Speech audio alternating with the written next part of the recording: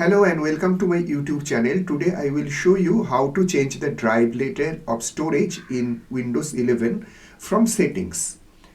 So to do this, what you have to do, you have to go to settings and then you have to move to storage. Then scroll down to advanced storage settings and click on disks and volumes. Now select the partition whose letter you like to change.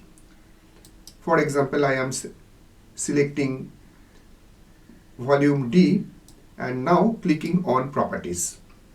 Here you will find change drive letter option. Now you can change it from D to any of these letters. Once done, for example, if I select it E or F and then we have to click on this OK button, then the drive letter will be changed.